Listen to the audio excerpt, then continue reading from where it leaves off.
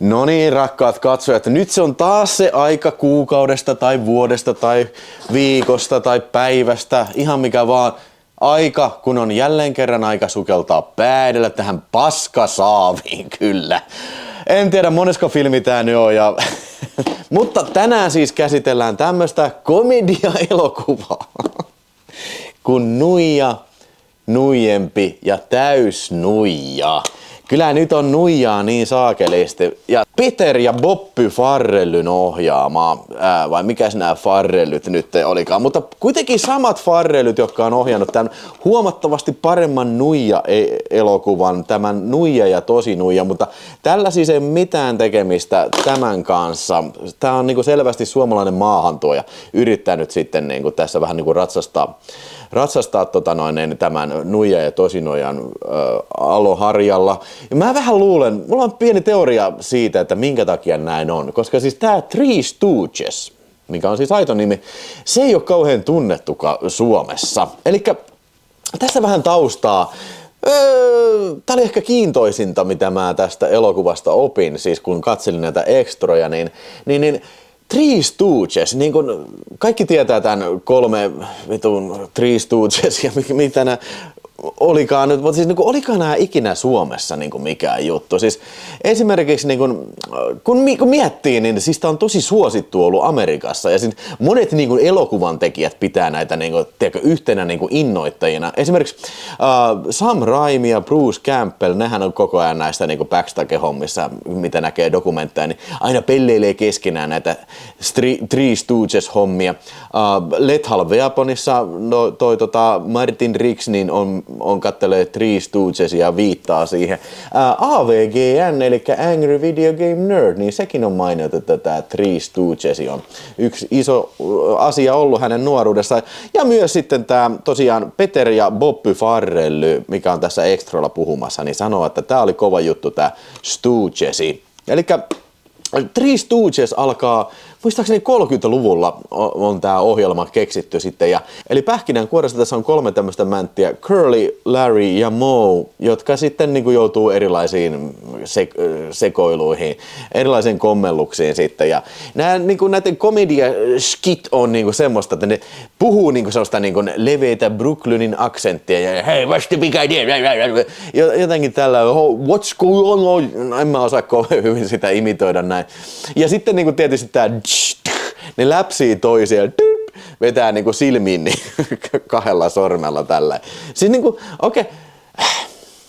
Mä en tiedä, siis mä en muista ikinä nähneeni yhtäkään tämmöistä aitoa Three Stooges-hommaa.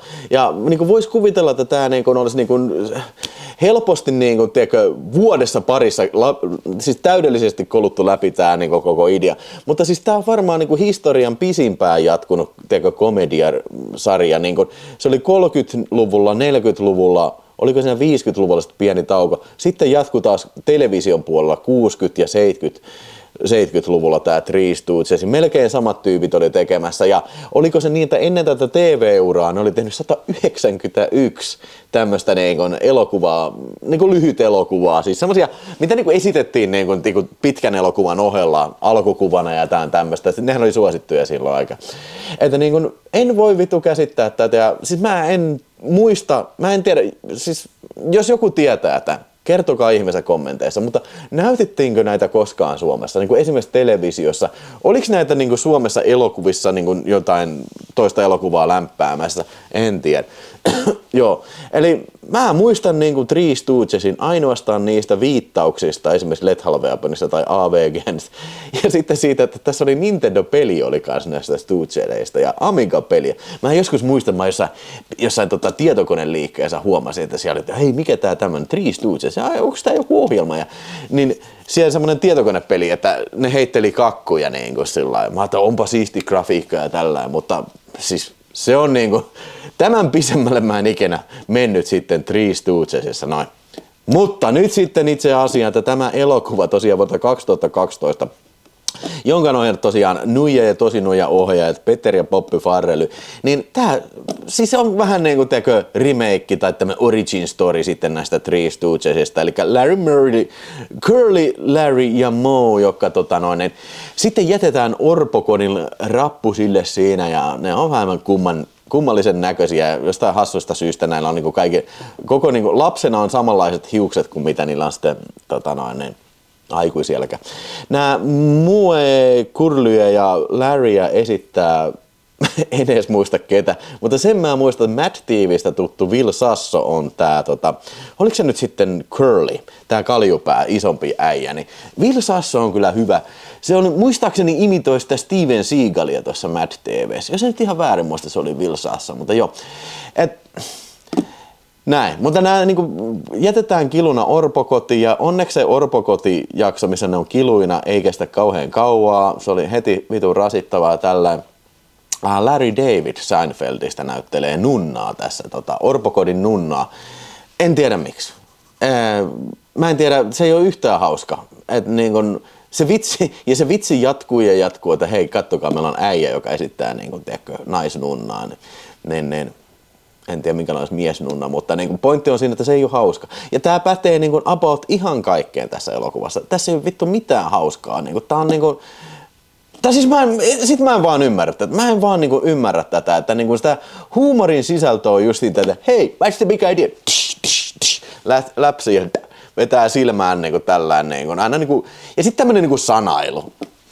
Ja niin kuin, nämä varmaan vetää aika hyvin. Siis sen, että niinku imitoi tosi hyvin näitä alkuperäistä Stooge-porukkaa, mutta kun jotenkin tuntuu kummalliselta, että tämä on niinku sovitettu nykyaikaa, että miten nämä äijät, vaikkakin että ne on asunut orpokodissa koko ikänsä, niin miten nämä äijät mukaan vois olla nykyaikana elossa? Okei, joo, mä tajuan, että tämä nyt ei ole varmastikaan niinku tarkoitus olla kauhean realistinen elokuva näin, mutta niinku, siis jotenkin, tämä ei sovi, jotenkin. Musta tuntuu sillä, että tää ei vaan sovi nykyaikaan. Taas pitänyt sijoittaa sinne 30-luvulle tää ehkä elokuva näin.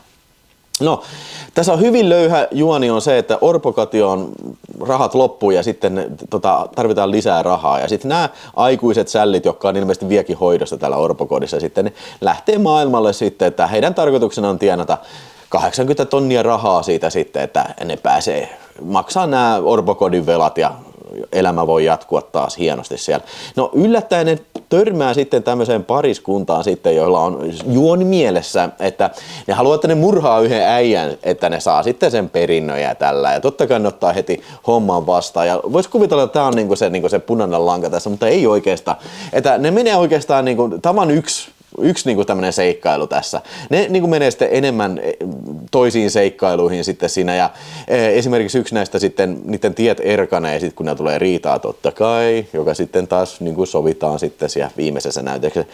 Mutta se yksi näistä, mä en muista oliko se sitten Larry vai Moe, lähtee sitten omille teilleen ja sitten päätyy semmoiseen sitcom-sarjaan. Ei sitcom, siis reality-sarja. Että se on niinku se ainoa asia, mikä on niinku varmaankin tähän niinku tuotu vähän niinku väkisin tähän vanhaan konseptiin, että okei, yksi näistä menee reality-sarja. Saadaanko siitä mitään hauskaa? Ei saada. Mä en kertaakaan niinku nauranut tämän elokuvan aikana. Mä oon kirjoittanut ylös, että kerran hymähdin. Mutta mä en kyllä millään muista, että minkälainen yhteys se olisi ollut, että mä hymähdin tässä. Siis niinku tää on, tuntuu pitkältä, vitun tylsää, 90 minuuttia kun tää kesti, vai oliko tää vähän enemmän sitten, mutta niinku, siis tää on niinku paljon, 92 minuuttia, se on pitkä aika, jos ei niinku on komedia, ja jos ei sua naurata niinku yhtään kertaakaan tässä kyllä. Joo, tää Will Sasso, tää Curly, näyttää vähän Alex Jonesille, eli tää äijä, tää mikä Freedom America. Niin se on siis nyt tarvii oikeasti raapia jo asiaa tikusta, että mä kirjoitin tommosen ylös. Sitten, se oli se, mistä mä vähän hymähdin tossa, niin oli se, että kun ne on eläintarhassa ja sit niitä, semmonen yksi äijä jahtaa niitä siinä ja sitten se ampuu ritsalla, niin se osuu, joku ampuu ritsalla ja se äijä menee leijonahäkkiin, niin olikin. Se äijä, mikä jahtaa niitä, menee leijonahäkkiin. Ja sitten yksi ampuu, oliko se joku kakara, mikä ampuu ritsalla leijonaa suoraan kasseille ja sit se leijona hermostuu, niin Siinä mä vähän on sellainen, joo. Se oli niinku elokuvan kohokohta. Mutta toinen kohokohta tässä on, että tässä näyttelee tää muija Sofia Vergara. Ymmärtääkseni hän on meksikolainen tämmönen meteorologi, niinku sieltä bongattu amerikkalaisia elokuvia. Sitten siihen sarjaan se Modern Family, mitä mä en ole katsonut yhtäkään jaksoa. Aina kaikki sanoo, että joo, sun täytyy katsoa sitä, siinä on Alpandi täällä. Mutta niinku hei, en mä ole nyt katsonut sitä. Mutta niinku joo, Sofia Vergara, juu. Sillä on niinku aika isot silmät kyllä, joo, täytyy sanoa kyllä. Ja kyllä niinku varsin näyttävän neitokainen siinä sitten. Että se oli niinku se toinen plussa sen leijonan pollien lisäksi tässä. Muuten tää oli ihan hevon paska. Siellä on kusisota synnytyslaitoksella. Mä veikkaan, että se on ollut semmoinen ainoa, mitä nämä on tää Farrellyt tuonut pöytään. Kun nehän on vähän niin tekee vähän ehkä ronskimpaa huumoria sitten, niin ne on tuonut semmoisen kusisotakohtauksen. Nämä Stoogesit on tässä synnytysosastolla ja siellä on semmoisia vastasyntyneitä vauvoja. Ja sitten ne ottaa niitä vauvoja tällä ja alkaa ruiskiin kusta niiden vauvojen vauvojen kikkeleistä ja toistensa päälle. Että se oli niinku semmoinen niinku tarkoitettu varmaan niinku hirveän hauskas. Mutta niinku tällä niinku jos vertaa vaikka Nuijaa ja Tosi Nuijaa, niin tää on selvästi niinku vähän nuoremmalle yleisölle suunniteltu tää elokuva, että tässä ei ole toinen niinku ehkä ronskeen juttu tässä ja näin. Joo, en mä tiedä niinku tää on syystäkin haukuttu ja tää ei ollut Suomessa varmaan elokuvissa kyllä. Että niin kun, mä en ole tosiaan Stooge-fani, en mä en ole ikinä nähnyt neitä, mutta niin kun, vois kuvitella, että semmoisen tosi hardcore Stooge-fanille, niin tää on semmoinen vähän niin kuin pyhäihävästys, että jotkut jätkät tulee vaan ja imitoi niitä näin. Ja siinä niin kuin vaikea aihe tehdä elokuvaa, tiedätkö, jos joku on näin niin kuin instituutio, niin sä siitä niin kuin teet semmoisen niin kuin origin story ja niin kuin, tiedätkö, niin kuin, nykyaikaan sijoittuttu elokuvan, niin ei ole kadehdittava tilanne, mutta pointti on ehkä siinä, että kenties tämmöiselle Stooge-huumorille on ollut aikansa ja paikkansa. Se ei enää ole niin kuin 2000-luvulla, 2012 vuonna kyllä, että niin kuin, vaikka ei tämä kyllä mun mielestä mikään älytön floppi ollut, mutta ei nyt mikään kauhean menestyksekään ollut. Olisiko tämä ollut, nyt heitän päästä $20 miljoonaa budjettia ja box office oli joku 50 miljoonaa, että siis semmoinen joo okei. Että niin kuin omille päässyt, mutta niin kuin ei varmaan kriittisesti, niin, tai olikin, että ei kauheasti ihmiset tykännyt tästä sitten kyllä. Joo, nice try, mutta niin kuin, ei tää ainakaan musta Stooge-fania todellakaan tehnyt niin kuin näin. Sitten tää ehkä toin vielä yhden kolmannen hauskan kohtauksen mä sanoin siinä. Lopussa oli semmonen, että sieltä parissa podariäijää tuli, sellaista oikein pretty boyta tuli siihen, että no niin, te näitte tämän elokuvan nyt, tämän Three Stooges, ja me ollaan tää elokuvaohjaajat Bobby ja sitten toi Peter Farrelly, ja sitten ne niinku, tiedätkö, pumppaa lihaksiaan siinä niinku jo selvästi niinku tehty, että joo, me näytetään oikeasti tolta, niinku, se on vähän niinku itseironinen homma, ja nostaa niinku itseensä jalustalle. Ihan hauska idea, mutta en mä nyt siinäkään kyllä nauranut tällä. Mutta se pointti sen kohtauksen siinä on vähän kummallisesti, että niinku tässä niinku tää toisten ihmisten vasaralla päähän lyöminen ja läpsyttely ja tiiäksä, silmiin tökkääminen, että se ei ole oikeasti tehty. Että ilmeisesti just niinku tätä lapsiyleisöä silmällä pitäen on tehty tämmöinen disclaimeri siihen loppuun, että ei vaan saa jotain oikeussyytettä siitä, että joku vetää niinku sormet toisen silmään lastentarhan pihalla ja sitten ollaankin ihmeissä, että mistähän se on voinut oppia tämän kyllä.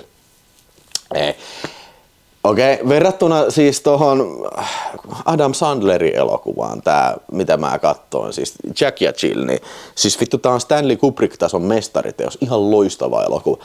Mutta näin niin kuin vakavasti ajatellen, niin siis aika paska elokuva kyllä, että hädin säkällä, sanotaan näin, että säkällä ihan hyvänä päivänä mä voin antaa 2 tähteä, mutta kyllä se oikeasti lähempänä varmaan sitä 1,5 tähteä. Mä en muista mitä mä Jack ja Jill sanon, varmaan 0 tähteä. Et niinku sitä, siis niinku sitä, ei sitä voi minkään kanssa verrattuna, mutta joo. Että niinku, joo. Ei, vittuun tommoset paskat oikeesti. Jos mä haluan hyvän komedian Farrellyltä, niin todellakin mä katon tän Jim Carrey ja Jeff Daniels klassikon, että niinku en ikinä varmasti tuu kattoon tota. nuijia täysnuijia, mitä nuijanpää, helvetisti nuijaa vittu, lisää vitusti perseestä ulos.